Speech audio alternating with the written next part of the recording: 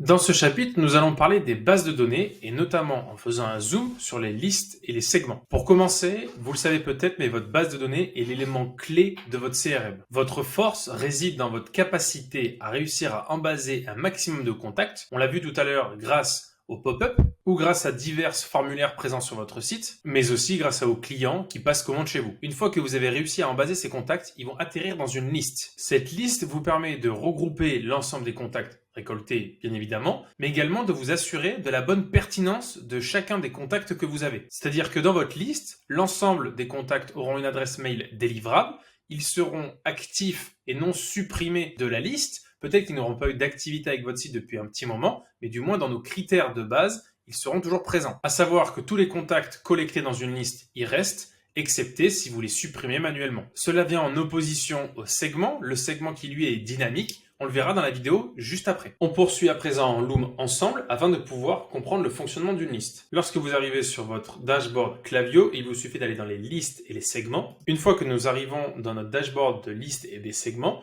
nous avons à la fois les listes que nous voyons ici en bas et les segments disposés plus haut. Tout simplement parce qu'on a créé les segments après les listes. Dans notre cas, notre liste principale est la newsletter France. Cette liste, si on clique dessus, on peut voir qu'elle comprend une multitude de contacts, dans notre cas 8000. Pour développer cette liste, on a une solution, le formulaire d'inscription. Ce formulaire d'inscription correspond au pop-up. On peut voir le type de formulaire, ici un pop-up.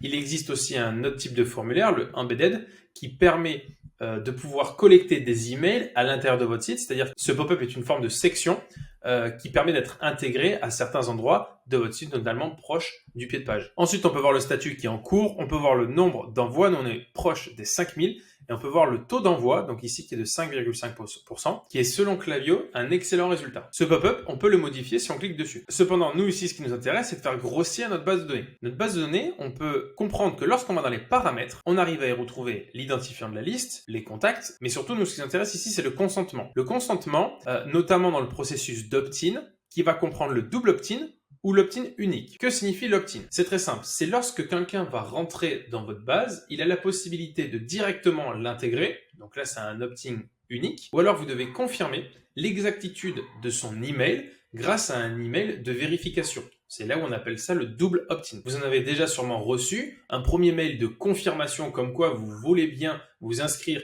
à telle base de données ou à telle newsletter en échange d'un code. Mais une fois que vous validez ça, alors on peut confirmer que vous êtes quelqu'un avec une bonne délivrabilité. Et notamment si l'email arrive en spam, ça permet de le récupérer et donc d'améliorer la note du e-commerçant qui vous a envoyé cet email. Le double opt-in représente deux choses. La première chose qui est très positive, c'est-à-dire que chacun des contacts que vous allez avoir en base de données sera un contact performant. Le second point, c'est que vous vous exposez à un potentiel d'inscription moins élevé que si vous étiez en simple opt-in. Cependant, l'opt-in simple représente beaucoup de problèmes, c'est que vous pouvez avoir un bon nombre d'emails erronés présents dans votre base, ce qui finalement va la dévaloriser.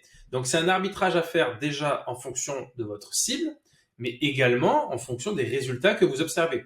Vous pouvez commencer avec un simple opt-in et à l'avenir le passer en double opt-in en travaillant une page d'abonnement. Cette page d'abonnement, vous la retrouverez ici. Il est conseillé de créer une page d'abonnement et une page de préférence pour l'ensemble du compte Klaviyo. Ces pages, on les a déjà vues. Vous pouvez retrouver le moment où on en parle dans le setup du compte. Ensuite, vous pourrez importer une base. Si par exemple, vous récupérez un fichier de contact de votre site, soit parce que vous avez changé de site, vous n'avez pas fait de migration ou parce que vous avez un export CSV à intégrer, vous avez la possibilité d'intégrer directement grâce à un bouton d'importation des contacts. Ensuite, il est possible d'avoir des statistiques du développement de votre liste, notamment grâce à l'onglet développement de la liste. Vous allez pouvoir voir la taille et l'évolution de votre base de données, à la fois en nombre total de contacts et surtout en nombre de contacts nets, c'est-à-dire des contacts qui n'ont pas été perdus ou supprimés. Ici, on peut voir qu'il y a eu une perte au fur et à mesure, notamment parce que on a fait un tri ou ici dans le cas perdu, c'est parce qu'ils se sont désabonnés à l'issue du pop-up. C'est une possibilité, c'est-à-dire que vous allez proposer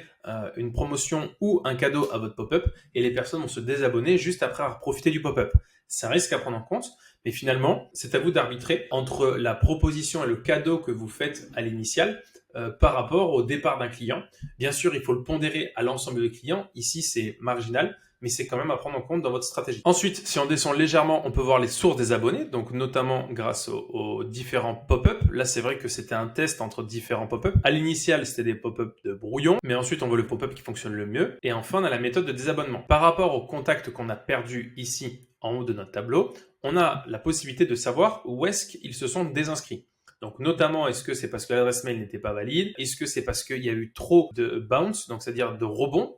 L'email était tellement invalide qu'en fait, des flows ont essayé d'être envoyés, mais ils n'ont pas été délivrés. Donc ça, c'est pas bon du tout, puisque cela signifie que vous avez votre note de délivrabilité qui va être abîmée. Donc c'est là l'utilisation du double opt-in. Ici, ça serait pertinent. Nous, ça reste assez minime, même s'il faut le prendre en compte et potentiellement l'intégrer. Ensuite, vous avez la page de désabonnement. Ici, c'est le point majoritaire de désengagement. Donc, c'est aussi une page à travailler et que cette page soit simple pour que chaque utilisateur puisse partir comme il le souhaite.